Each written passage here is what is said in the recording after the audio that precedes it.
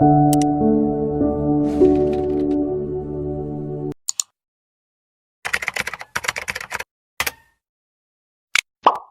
ഒത്തിരി നമ്മളെല്ലാവരും വായിച്ച് കേട്ടിട്ടുള്ള വചനമാണ് ലൂക്ക 9:51 മുതൽ 62 വരെയുള്ള തിരുവചനം.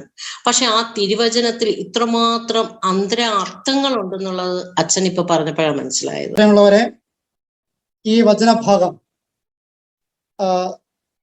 നമ്മൾ മനസ്സിലാക്കണമെങ്കിൽ ആദ്യം ഇതിന്റെ അവസാന ഭാഗം, അതായത് 9-ാമത്തെ അധ്യായത്തിന്റെ അവസാന ഭാഗമാണ് നമ്മൾ വായിച്ചത്. 10-ാമത്തെ അധ്യായം തുടക്കം നമ്മൾ വായിക്കുമ്പോൾ 72 പേരെ ഈശോ അയക്കുകയാണ്. അപ്പോൾ ആ 72 പേരെ അയക്കാൻ വേണ്ടി ഈശോ നടത്തിയ ഒരുക്കൽ പ്രക്രിയയായിട്ട് വേണം ഈ വചനഭാഗത്തെ കാണാനായിട്ട്. അതുകൊണ്ട് തന്നെ ഈ വളരെ ഡോസിൽ കർത്താവ് വർത്താനം പറയുന്നു. ഈ ആന്റിബയോട്ടിക് കൊടുക്കുമ്പോൾ ഡോസിൽ കൊടുക്കണമെന്നുള്ളതാണ് പൊതുവെ ഒരു ചിന്ത. ഒരുപക്ഷെ അത്തരത്തിലായിരിക്കാം, അല്പം ഡോസോടുകൂടി തന്നെയാണ് കർത്താവ് ഇവിടെ പ്രതികരിക്കുക. ഇവിടെ 3-4 കാര്യങ്ങൾ നമ്മൾ മനസ്സിലാക്കപ്പെടേണ്ടത്. ഒന്നാമതായിട്ട് നമ്മൾ കാണുന്ന കാഴ്ച, ഈശോ ജെറൂസലേമിലേക്ക് പോകാൻ വേണ്ടി ഒരുങ്ങുമ്പോൾ സമറിയ കൂടി പോവുകയാണ്. സമറിയക്കാരെ ഈശോ പലപ്പോഴും ഉയർത്തി പറഞ്ഞതാണ്. നല്ല സമറായന്റെ ഉപമയൊക്കെ പറഞ്ഞ് അവർക്ക് ഒരുപാട് പ്രോത്സാഹനം കൊടുത്തവരാ. ഒരുപക്ഷെ അർഹിക്കാത്ത പ്രാധാന്യം അവർക്ക് കൊടുത്തവരാ. പക്ഷേ യേശുവിനെ അവർ തിരസ്കരിച്ചു എന്നതാണ്. ഒരർത്ഥത്തില് തിരഞ്ഞെടുക്കപ്പെട്ടവരിൽ നിന്ന് അകലെ നിൽക്കുന്നവരാണ് സമറിയക്കാര്. ആ സമറിയക്കാര് യേശു സ്വർഗരാജ്യം പെട്ടെന്ന് കിട്ടുമെന്നും അവരിൽ നന്മയുണ്ടെന്നും ഒക്കെ ഉപമകളിലൂടെയും പഠനങ്ങളിലൂടെയും ഒക്കെ പറഞ്ഞിട്ടും അവരിൽ നന്മകളൊന്നും പ്രോജ്വലിക്കപ്പെട്ടില്ല എന്നുള്ളത് ശ്രദ്ധിക്കേണ്ട ഒരു കാര്യമാണ്. പലപ്പോഴും നമ്മൾ പറയാറുണ്ട്, പ്രത്യേകിച്ച് ഇപ്പോഴത്തെ ഈ ഉത്തരാധുനിക തലമുറയിലെ ആളുകൾ പറയുന്ന ഒരു കാര്യം, പ്രോത്സാഹനം കൊടുക്കണം. പ്രോത്സാഹിപ്പിക്കാത്തതാണ് വളർച്ചയില്ലാത്തതിന്റെ കാരണം എന്നൊക്കെ പറയാറ്. പക്ഷേ ഈ സമരിയക്കാര് നമ്മുടെ മുമ്പിൽ അനാവരണം പഠിപ്പിക്കുന്ന ഒരു കാര്യം, പ്രോത്സാഹിപ്പിച്ചത് കൊണ്ട് മാത്രം ആരും നന്നാവാൻ പോണില്ല. പ്രോത്സാഹനം വേണ്ടെന്നല്ല അതിന്റെ അർത്ഥം. പഴയ കാരണവന്മാരുടെ ഭാഷ എടുക്കുകയാണ് അതിന് ഏറ്റവും നല്ലത്. ഉന്തി മരം കയറ്റിയിട്ട് കൈവിട്ടാൽ പോവും. ഒരാളുടെയും ആത്മീയതയെ വളർത്താനായിട്ട് നമ്മളുടെ പ്രോത്സാഹനങ്ങൾ വലിയ കാര്യമായ പ്രയോജനം ചെയ്യും. അതിനെ സഹായിക്കാൻ പറ്റും. സഹായമാണ് നമ്മൾ ചെയ്യേണ്ടത്. നമ്മുടെ ശുശ്രൂഷകളെല്ലാം അത്തരത്തിലുള്ള സഹായമായിട്ട് വേണം കണക്കാക്കാനായിട്ട്. ഞാനിത് ഏതാണ്ട് വലിയ കാര്യം ചെയ്യുന്നു, ഞാനാണ് അവനെ പൊക്കിയെടുത്തത്, ഞാനാണ് ഈ ശുശ്രൂഷയ്ക്ക് നെടുന്നൂണായിട്ട് നിൽക്കുന്നത് എന്നൊന്നും പറയേണ്ട കാര്യമൊന്നുമില്ല. അങ്ങനെയൊന്നും പറഞ്ഞിട്ട് ഒരു റിസൾട്ട് ഉണ്ടാവാൻ പോണില്ല. സഹായിക്കാൻ പറ്റും, സഹായമേ ചെയ്യാൻ പാടും. ഈശോ കുറച്ച് കൂടുതൽ ഒരു ദൈവമായിരുന്നിട്ട് പോലും ഈശോയ്ക്കും തിരിച്ചടി കിട്ടി എന്നുള്ളത് നമ്മൾ സൂക്ഷിക്കേണ്ടതാണ്. അപ്പൊ ഈ സമറിയക്കാരുടെ തിരസ്കാരം നമ്മൾ ശ്രദ്ധിക്കേണ്ടതാണ്. നമ്മുടെ ജീവിതത്തിൽ അത് പാഠമാകേണ്ടതാണ്.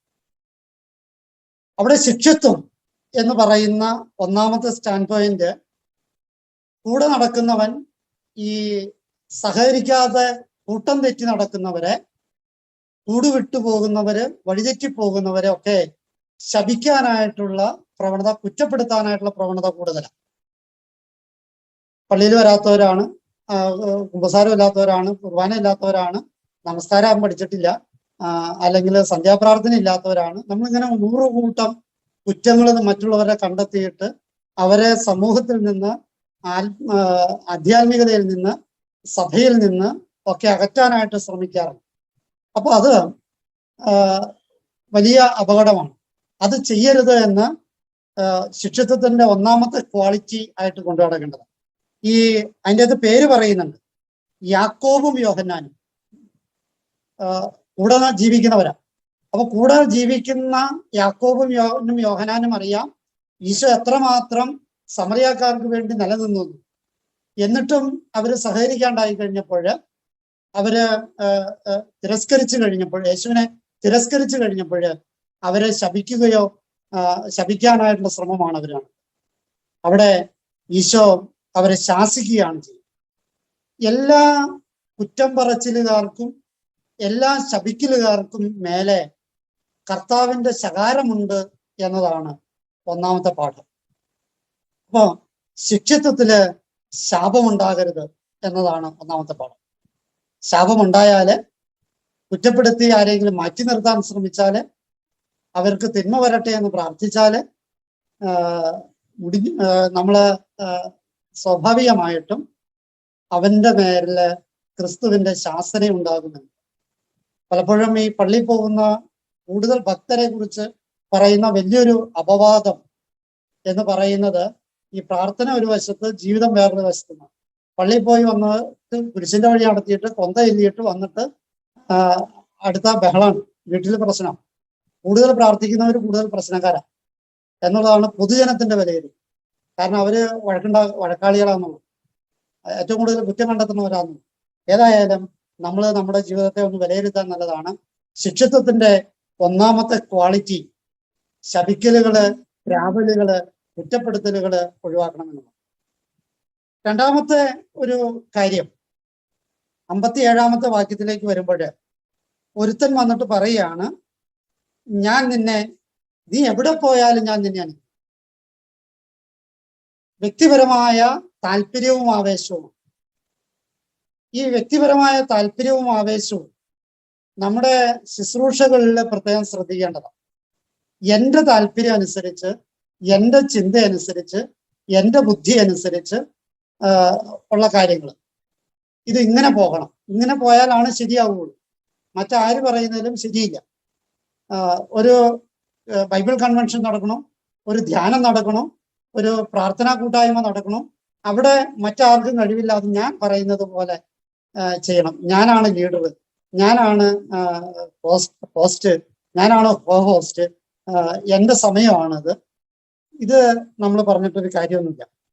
അപ്പം നമ്മുടെ ഈ താല്പര്യത്തിന്റെ പുറകില് ഒരു സ്വാർത്ഥതയുണ്ട്.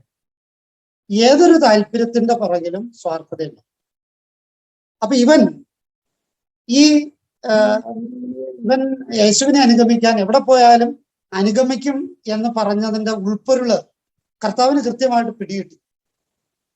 അവന്റെ ചങ്കിൽ കൊള്ളുന്ന ഡയലോഗ് ഈശോ പറയുകയാണ്. കാരണം ഇവൻ കർത്താവിന്റെ പുറകെ ഇറങ്ങി തിരിച്ചത് എന്തൊക്കെയോ കിട്ടുമെന്ന് പ്രതീക്ഷിച്ചിട്ട്. അതുകൊണ്ട് പറയുകയാണ്, കുറുനരികൾക്ക് മാളങ്ങളും ആകാശത്തിലെ പക്ഷികൾക്ക് കൂടുകളുമുണ്ട്, പക്ഷെ എനിക്ക് തല ചായ്ക്കാൻ ഇടമില്ല. നീ എന്റെ പുറകെ വന്നാൽ വലിയ കെട്ടിടം കിട്ടുമെന്നോ, വലിയ താമസ സൗകര്യം കിട്ടുമെന്നോ, വലിയ ഭക്ഷണം കിട്ടുമെന്നോ ഒന്നും വിചാരിക്കണ്ട. പലപ്പോഴും ഈ ദൈവവിളിയെ കുറിച്ച് പലപ്പോഴും നമ്മൾ പരിതപിക്കുമ്പോൾ പണ്ടത്തെ ദൈവവിളി കൂടാനായിട്ടുണ്ടായ പല കാര്യങ്ങളിൽ ഒരു കാര്യം ദാരിദ്ര്യമായിരുന്നു. ദാരിദ്ര്യം കൂടുതലുണ്ടായി കഴിഞ്ഞപ്പോൾ സ്വാഭാവികമായിട്ടും പെൺകുട്ടികൾക്ക് വിവാഹത്തിനോ പുരുഷന്മാർക്ക് ഈ ജോലി സാധ്യതകളോ ഒക്കെ ഉള്ള ആകുലതകള്, നല്ല ശാപ്പാട്, ഇതൊക്കെ അച്ഛന്മാർക്കും കന്യാസ്ത്രീകൾക്കും ഇഷ്ടംമാരെ ഉണ്ട് എന്ന് വിചാരിച്ച് അത് കണ്ടിട്ട് പോയവരുണ്ട്. ചിലരൊക്കെ അത് കഴിഞ്ഞിട്ട് അവരുടെ ദൈവവിളി വൃത്തിയാക്കി എടുത്തു, ചിലർക്കൊന്നും വൃത്തിയാക്കി എടുക്കാൻ പറ്റിയിട്ടില്ല. ഏതായാലും നമ്മൾ ചില ശുശ്രൂഷകൾ ചെയ്യുന്നത്, ചില വിളികൾ സ്വീകരിക്കുന്നത്, ചില ദൗത്യങ്ങൾ ഏൽക്കുന്നത് താല്പര്യങ്ങളുടെ പേരിലാകരുത്. താല്പര്യം ഉണ്ടാകണം. ആ താല്പര്യം ദൈവത്തിന്റെ താല്പര്യത്തിന് യോജിച്ചതായിരിക്കും, നമ്മുടെ താല്പര്യത്തിന് യോജിച്ചതാവരുത്. നമ്മുടെ താല്പര്യം എപ്പോഴും സ്വാർത്ഥതയിൽ അടിത്തറയുണ്ടാകും. അത് ക്രിസ്തു കൃത്യമായിട്ട് കാണും.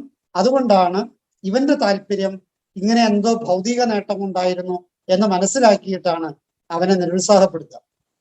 താല്പര്യക്കാരെ ഒക്കെ നിരുത്സാഹപ്പെടുത്തുന്നത് ഒരു പരിധി വരെ നല്ലതാണ്. ഞാനൊരു പള്ളിയിൽ വികാരിയായിട്ട് ചെന്നാൽ ആദ്യം തന്നെ അവിടെയുള്ള കൂടെ നിൽക്കുന്ന അല്ലെങ്കിൽ വലിയ സോക്കോൾഡ് ഭരണക്കാര് പരിചയപ്പെടില്ലാരെ ഒരെണ്ണത്തിന് അടുപ്പിക്കാറില്ല. കാരണം അവരൊക്കെ താല്പര്യപ്പെട്ടവണ്ണെ. താല്പര്യത്തിന് പുറകില് ചില സ്വാർത്ഥതകളുണ്ടാവും. ആ സ്വാർത്ഥതകളുടെ വിഴുപ്പ് നമ്മൾ ചുമക്കേണ്ട കാര്യമില്ല. അപ്പൊ അതുകൊണ്ട് താല്പര്യക്കാരെ എപ്പോഴും നമ്മളൊന്ന് എന്തുകൊണ്ടാണ് അവന് താല്പര്യം ഉണ്ടായത് എന്ന് വിലയിരുത്തുന്നതല്ല. ക്രിസ്തുവിന്റെ കാഴ്ചയതാണ്. അത് എന്തുകൊണ്ടാണ് അവന് താല്പര്യം ഉണ്ടായത്? അതിന് ബദലായിട്ടുള്ള കാര്യം, അതിന് വിപരീതമായ കാര്യം ഈശോ പറഞ്ഞു കൊടുക്കുകയും. അപ്പൊ രണ്ടാമത്തെ കാര്യം ഇതാണ്, നമ്മുടെ താല്പര്യങ്ങള് അതൊന്ന് നമ്മുടെ തന്നെ താല്പര്യങ്ങളാകാം, ശുശ്രൂഷയിൽ നമ്മളോട് സഹകരിച്ചുകൊണ്ടിരിക്കുന്ന മറ്റുള്ളവരുടെ താല്പര്യങ്ങളാകാം. അതിനെ ഒന്ന് പുനർവായന ചെയ്യപ്പെടേണ്ടതുണ്ട്. അവനവന്റെ താല്പര്യങ്ങളെല്ലാം സ്വാർത്ഥതയുടെ സ്വഭാവം ഉണ്ടാകും. അപ്പൊ അതുകൊണ്ട് ക്രിസ്തു തന്നെയും നമ്മളെ പിന്തിരിപ്പിക്കാൻ ശ്രമിക്കുകയും ചെയ്യും. മൂന്നാമതായിട്ട് ഉള്ളൊരു കാര്യം, വ്യക്തിപരമായ താല്പര്യമുണ്ട്, എന്നാല് വ്യക്തിപരമായ താല്പര്യം ഇല്ല. അടുത്ത ടീമിന് അവൻ പറയാണ്, 59-ാമത്തെ വാക്യത്തിൽ പറയാണ്, യേശു വേറൊരുവനോട് പറഞ്ഞു, എന്നെ അനുഗമിക്കുക. അവന് താല്പര്യമില്ല, പോകാനായിട്ട് താല്പര്യമില്ല. അപ്പൊ ഇവൻ പറയുകയാണ്, ആദ്യം പോയി എൻ്റെ പിതാവിനെ സംസ്കരിക്കാൻ അനുവദിച്ചാൽ. ഇതിനെ, ഈ സംസ്കാരത്തിന്റെ അനുവാദത്തെ രണ്ടു തരത്തിലും മനസ്സിലാക്കും. ഒന്ന്, അവന്റെ പൊതു സ്വഭാവം എന്താ? അവൻ പൊതുക്കാര്യമോ സാമൂഹ്യ കാര്യമോ കുടുംബ യൂണിയന്റെ കാര്യമോ പ്രാർത്ഥനാ ഗ്രൂപ്പിന്റെ കാര്യമോ രാഷ്ട്രീയ കാര്യങ്ങളോ ഒന്നും അന്വേഷിക്കാത്ത ഒരു കുടുംബം നോക്കി, കുടുംബത്തിലെ കാര്യങ്ങൾ നോക്കി കുടുംബത്തിന്റെ സ്വസ്ഥതയിൽ ജീവിക്കുന്നവനാണ്. അവന് പൊതുക്കാര്യത്തിലേക്ക് ഇടപെടാൻ താല്പര്യമില്ല. നമ്മുടെ ഇടവകയില് നമ്മുടെ വിശ്വാസികളുടെ മെജോറിറ്റിയും ഇത്തരത്തിലുള്ളവരാ. ഒരു കുടുംബ യൂണിറ്റ് പാരായാൻ പറഞ്ഞാൽ പറ്റില്ല. ഒരു ഇടവകയില് ഒരു സംഘടനയില് എന്തെങ്കിലുമൊക്കെ ദൗത്യമാക്കാൻ പറഞ്ഞാൽ പറ്റില്ല. വലിയ തിരക്കാ. എനിക്ക് ആ പണിയുണ്ട്, ഈ പണിയുണ്ട്. സത്യത്തില് അവരുടെ പ്രതീതിയായി ഇവൻ പറയാണ്, എനിക്ക് എൻ്റെ പിതാവിനെ അടക്കണം. അപ്പോ വീട്ടിലെ കാര്യങ്ങളൊക്കെ നോക്കി സ്വസ്ഥതയിലിരിക്കുന്ന മനുഷ്യനെ അവനെ ഇടുത്തി പോലെ ദൈവം വിളിക്കും. അവന്റെ കുടുംബകാര്യം നോക്കാൻ പോലും സമയം കിട്ടാവുന്ന വിധത്തില് ഒരു മരണത്തിനെ ഫേസ് ചെയ്യേണ്ട അവസ്ഥയിലേക്ക് കൊണ്ടുവരാൻ സാധ്യതയുണ്ട് എന്നൊരു വ്യംഗ്യ അർത്ഥം കൂടി അതിൻ്റെ അകത്ത്. മനസ്സിലായോ? ഒരു മരണത്തെ ഒരുക്കമില്ലാതെ അഭിമുഖീകരിക്കാനായിട്ടുള്ള സാധ്യത ഈ സ്വന്തം കാര്യം നോക്കി ദൈവ ശുശ്രൂഷയിൽ ഏർപ്പെടാതെ ജീവിക്കുന്നവർക്ക് ഉണ്ടാകും എന്നൊരു സൂചനയാണ്. മൂന്നാമതായിട്ട്, അപ്പൊ 3 കാര്യങ്ങൾ ഇതിൻ്റെ അകത്ത് പഠിക്കണം. ഒന്ന്, സ്വാർത്ഥതയോടുകൂടി സ്വന്തം കാര്യം നോക്കുന്നവരെയൊക്കെ ദൈവം നിർബന്ധമായിട്ട് വിളിക്കുന്നുണ്ട്. ആ വിളി ഏതെങ്കിലും ഭാരവാഹിത്വത്തിലൂടെയോ ഏതെങ്കിലും ശുശ്രൂഷയ്ക്കോ ഒക്കെ ആയിരിക്കും. രണ്ടാമതായിട്ട്, അവന്റെ വിളി ഈ ഒരു ശരിയായ മരണത്തിനുള്ള ഒരുക്കത്തിന് പോലും സാധ്യതയില്ലാത്ത വിളി അവന് ചിലപ്പോൾ കിട്ടാൻ സാധ്യതയുണ്ട്. 3, കുറച്ചുകൂടി ആഴത്തിലേക്ക് പോവുക, മരിച്ചവർ തങ്ങളുടെ മരിച്ചവരെ അടക്കട്ടെ. എന്താ അതിന്റെ പൊരുള്? അതായത് ചത്തവരെന്നുള്ള അർത്ഥത്തിലല്ല, ജീവൻ അറ്റുപോയവരെന്നുള്ള അർത്ഥത്തിലല്ല, ആത്മീയ മരണമാണ് അവിടെ ഉദ്ദേശിക്കുന്നത്. ആത്മീയമായി മരിച്ചവരാണ്. അപ്പോ ആത്മീയമായി മരിച്ചവരാണ് ഈ സ്വന്തം കാര്യം നോക്കി ജീവിക്കുക എന്നുള്ളത്. അപ്പൊ സ്വന്തം കാര്യം നോക്കി ജീവിക്കുന്നവരാണ് ഇങ്ങനെയുള്ള കാര്യങ്ങളിലൊക്കെ ഇടപെടേണ്ടത്, സ്വന്തം കാര്യം നോക്കേണ്ടത്. ആത്മീയമായി മരിച്ചവര് ആണ് ഇവിടെ ഉദ്ദേശിക്കുക. മരിച്ചവരെ അടക്കട്ടെ എന്ന് വെച്ചാൽ എന്താ? അതും ചത്തവര് എന്നുള്ള അർത്ഥത്തിലല്ല. ആത്മീയമായി മരിച്ചവരെ കൈകാര്യം ചെയ്യട്ടെ. സ്വാർത്ഥതയുള്ള ഭർത്താവ് സ്വാർത്ഥതയുള്ള ഭാര്യയെ കൈകാര്യം ചെയ്യട്ടെ. സ്വാർത്ഥതയുള്ള അപ്പൻ സ്വാർത്ഥതയുള്ള മക്കളെ കൈകാര്യം ചെയ്യട്ടെ. സ്വാർത്ഥതയുള്ള മക്കള് സ്വാർത്ഥതയുള്ള മാതാപിതാക്കന്മാരെ കൈകാര്യം ചെയ്യട്ടെ. അതാണല്ലോ നടന്നുകൊണ്ടിരിക്കുന്നത്. അതാണ് മരിച്ചവർ തങ്ങളുടെ മരിച്ചവരെ അടക്കട്ടെ. അപ്പോ ഇത് വളരെ ആഴത്തിൽ പഠിക്കേണ്ടത്. അവൻ അഭിമുഖീകരിക്കേണ്ടത്, അവൻ ഈ സ്വന്തം കാര്യം നോക്കി ജീവിക്കുന്നവര് പഠിക്കേണ്ടത് മറ്റുള്ളവരും സ്വന്തം കാര്യം നോക്കും എന്നുള്ളതാണ്. അതിന്റെ അപകടമുണ്ടാകും എന്ന സൂചനയാണ് ഇതിലൂടെ ക്രിസ്തു അനാവരണം ചെയ്തത്. അപ്പൊ ശിഷ്യനായിരിക്കുന്നവൻ സ്വന്തം കാര്യം മാത്രം നോക്കുന്നവൻ ആകരുത് എന്നാണ് അതിന്റെ പൊരുൾ. നാലാമതായിട്ട് ഇവിടെ ക്രിസ്തു താല്പര്യമുള്ളവനെ വിളിക്കുകയാണ്, വേറൊരു താല്പര്യമുള്ളവൻ. അപ്പൊ ഇവൻ ചെയ്യേണ്ടത് എന്താ? ദൈവരാജ്യം പ്രസംഗിക്കുക. അപ്പൊ സ്വാർത്ഥരായ മനുഷ്യരൊക്കെയും അവരുടെ സ്വാർത്ഥതയുടെ പുറംതോടുകളിൽ നിന്ന് പൊട്ടിച്ച് പുറത്തേക്ക് വന്ന് ദൈവരാജ്യ പ്രഘോഷണത്തിന് ഇറങ്ങിത്തിരിക്കേണ്ടവരാണെന്നർത്ഥം. ഞാൻ എൻ്റെ വീടും കാര്യമൊക്കെ നോക്കി സ്വസ്ഥതയിൽ ഇരുന്നാൽ മതി എന്ന്, ടി വിയെ കണ്ട് പേപ്പറൊക്കെ വായിച്ച് ജോലിക്കൊക്കെ പോയി വീട്ടിലെ കാര്യങ്ങളൊക്കെ സ്വസ്ഥതയിൽ നോക്കിയാൽ മതി എന്ന് പറയുന്നവരാണ് ഈ മൂന്നാമത്തെ വർഗം. അവരോട് പറയുകയാണ്, നിങ്ങൾ പോയി ദൈവരാജ്യം പ്രസംഗിക്കുക. അവരുടെ ഏറ്റവും വലിയ ദൗത്യമാണ് ദൈവരാജ്യം പ്രസംഗിക്കുക. അക്ഷരാർത്ഥത്തിൽ പറഞ്ഞാല് അത് നമ്മൾ കൃത്യമായിട്ട് ചെയ്യുന്നുണ്ട്. വലിയ കാര്യങ്ങളിൽ ഏർപ്പെടാതെ കുടുംബത്തിൽ സ്വന്തം കാര്യം നോക്കി നടക്കുന്നവർ ആണ് നമ്മളിൽ മഹാഭൂരിഭാഗവും പേരും. നമ്മൾ ഏൽക്കേണ്ട ദൗത്യമാണ് സുവിശേഷ പ്രസംഗം. അത് ഒരർത്ഥത്തില് അത് ഇതിനുള്ള നല്ലൊരു വേദിയാണ് എന്നുകൂടി ഓർമ്മപ്പെടുത്തുന്നു. നാലാമതായിട്ട് ഒരുത്തിന് അവന് താല്പര്യമുണ്ട്. അവൻ പറയാണ്, ഞാൻ നിന്നെ അനുഗമിക്കാം. പക്ഷെ ഒരു പ്രശ്നം ഇതാണ്, ബന്ധങ്ങളൊന്നും ഉപേക്ഷിക്കാൻ തയ്യാറല്ല. വേറൊരുത്തൻ ഭൗതികമായ സുഖഭോഗങ്ങൾ ഉപേക്ഷിക്കാൻ തയ്യാറല്ലാത്തവനെയാണ് ആദ്യം കണ്ടത്. ഇവിടെ ഇവന്റെ പ്രശ്നം, ഇവന് ബന്ധങ്ങൾ ഉപേക്ഷിക്കാൻ തയ്യാറല്ല.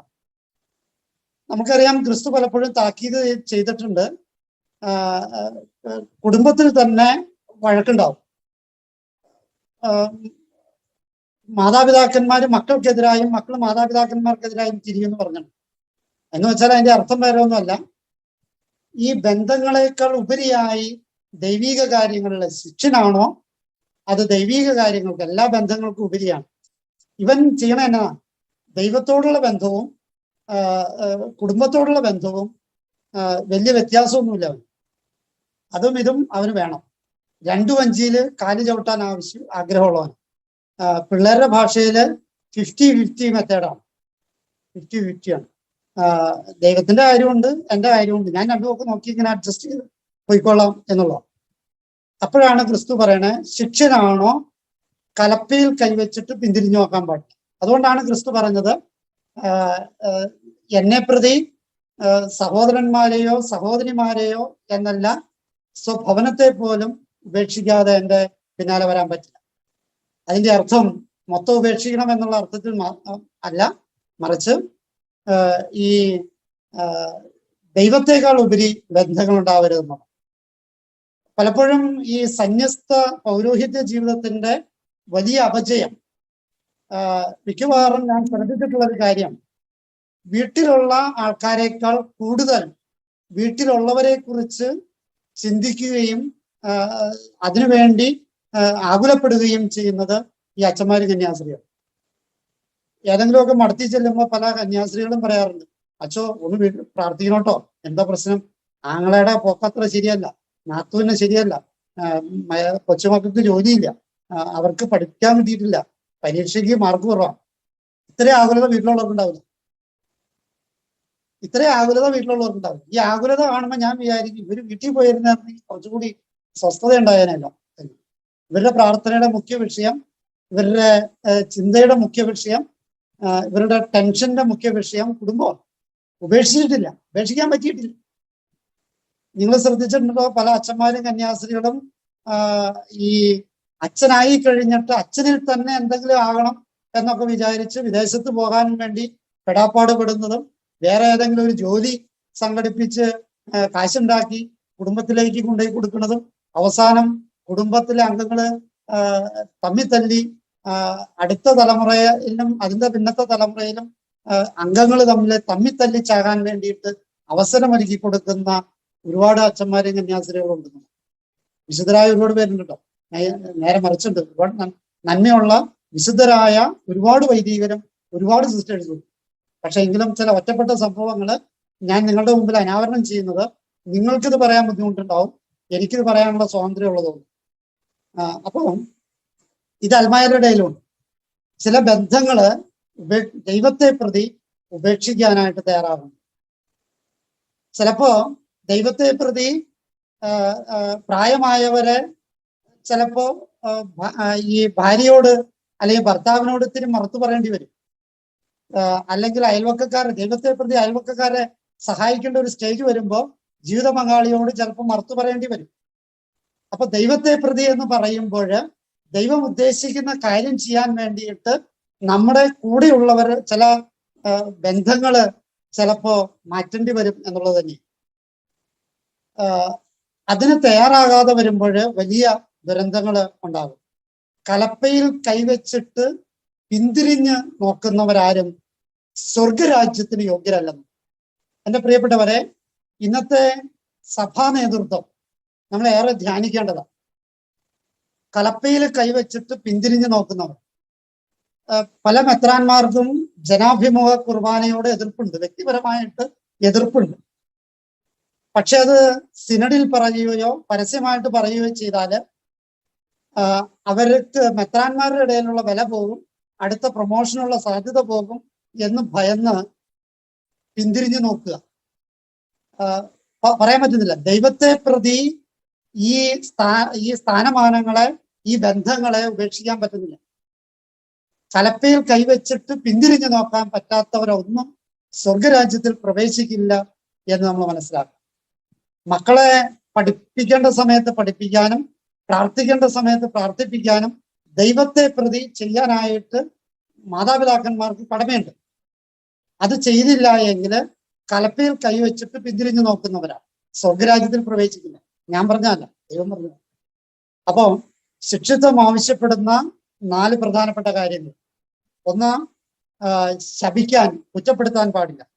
2, നമ്മുടെ ഭൗതിക നേട്ടങ്ങൾ കൊണ്ടോ താല്പര്യങ്ങൾ കൊണ്ടോ സ്വാർത്ഥത കൊണ്ടോ ശിക്ഷത്തിൽ ഇറങ്ങിത്തിരിക്കാൻ പാടില്ല. 3, സ്വന്തം കാര്യം നോക്കി സ്വസ്ഥമായിട്ട് ജീവിച്ചാൽ മതി, വലിയ മെയിൻ കാര്യമൊന്നും അന്വേഷിക്കണ്ട, അവനവന്റെ കാര്യം നോക്കി ജീവിച്ചാൽ മതി, കുടുംബത്തിലെ കാര്യങ്ങളൊക്കെ നോക്കിയാൽ മതി എന്ന് പറഞ്ഞ് ജീവിക്കുന്നവനെ ഒരു നിർബന്ധമായിട്ട് കർത്താവ് വിളിക്കും. അവസാനമായി ഈ ബന്ധങ്ങള് ഉപേക്ഷിച്ചിട്ട് വേണം. ബന്ധത്തിന് നമ്മുടെ ഭൗതികമായ ബന്ധത്തെക്കാൾ വലുതാണ് ദൈവവുമായുള്ള ബന്ധം എന്നുള്ളത് ശിഷ്യത്വത്തിന്റെ മുഖമന്ത്രിയായി. ഈ വചനത്തിന്റെ വിത്തുകള് നമ്മുടെ ഉള്ളിൽ കടന്ന് മുളച്ചു വളരാനും അതുവഴിയായിട്ട് നമ്മുടെ ശിഷ്യത്വം കുറച്ചുകൂടി മെച്ചപ്പെട്ടതാകാനും സാധിക്കട്ടെ എന്ന് ആശംസിക്കുകയും പ്രാർത്ഥിക്കുകയും ചെയ്യുന്നു. വിശ്വമിശിഹായ്ക്ക് സ്തുതിയായിരിക്കട്ടെ.